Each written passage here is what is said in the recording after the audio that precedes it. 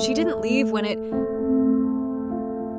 She didn't leave when it started to hurt.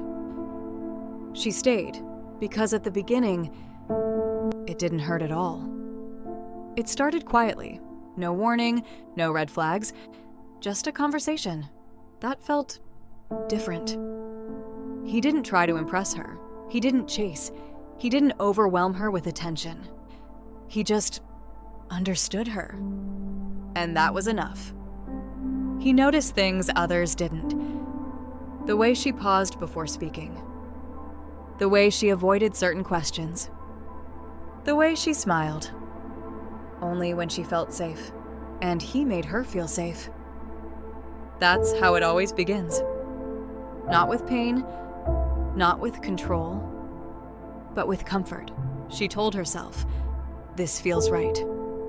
And slowly, without realizing it, she started letting him in. Not just into her life, but into the parts of her she never showed anyone. And he listened. Not casually, not distracted. He listened like every word mattered. And when someone listens to you like that, you begin to believe. You matter. That's where the shift happens. Because the moment you feel seen, you stop questioning. Days passed, then weeks. He became part of her routine. Morning messages, late night talks, random check-ins. He was there, always there, until he wasn't. At first, it was small, a delayed reply. Then silence, then longer silence. And when he came back, he acted like nothing happened. No explanation, no apology, just presence. And strangely, that was enough. Because the relief of having him back was stronger than the confusion of why he left. So she ignored it. She told herself, he's busy. He has things going on. I shouldn't overthink. And just like that, she adjusted. Not him, her. He pulled away. She leaned in. He disappeared. She waited. He returned. She forgave. Not because she was weak, but because she cared.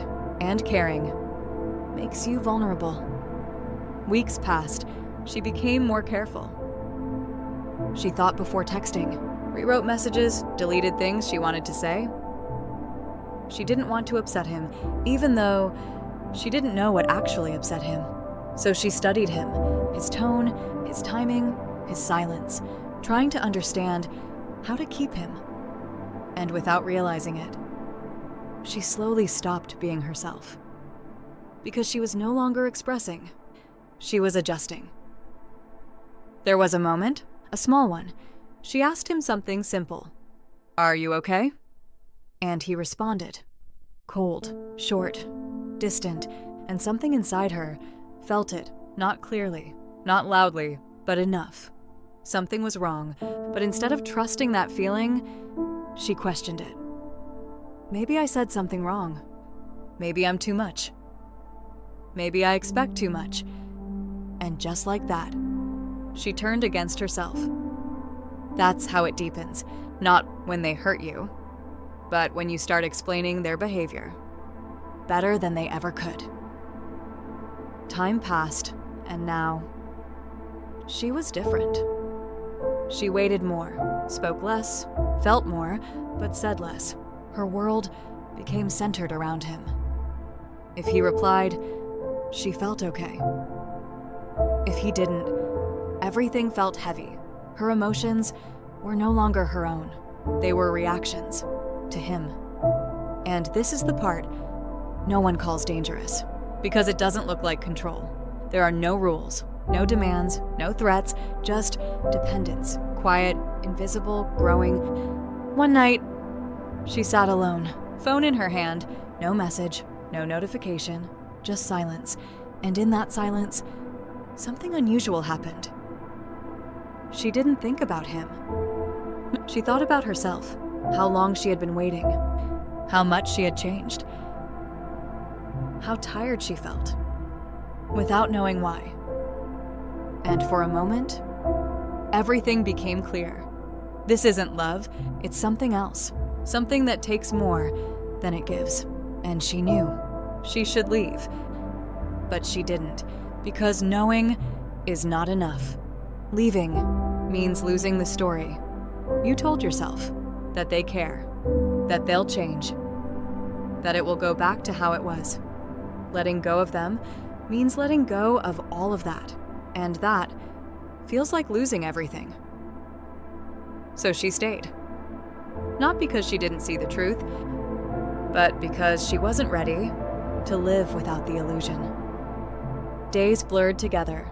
She became quieter, not peaceful, just empty.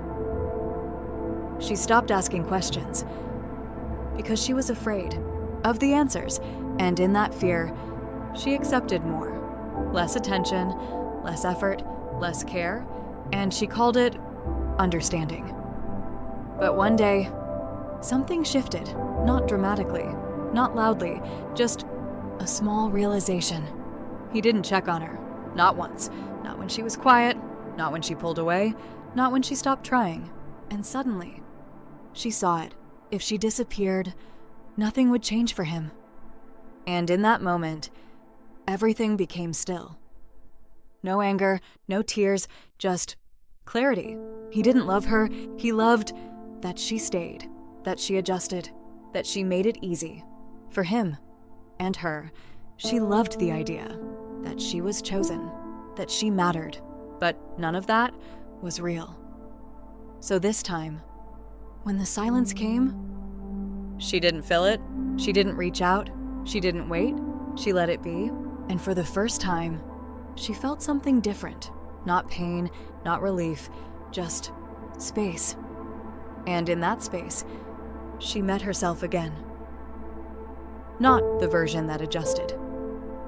Not the version that waited. Not the version that begged silently, but the one she left behind. And she realized something that hurt more than everything before. No one trapped her. No one forced her to stay. She stayed because she was afraid to be alone, afraid of silence, afraid of emptiness, afraid of herself. And that fear kept her there longer than love ever could. So she left, not for someone else, not for a better ending, but because she finally saw there was never a real beginning, only patterns, only attachment, only illusion. And maybe, if you listen closely, you'll realize this was never just her story. It was yours. And now that you see it, the question is, will you leave or stay again?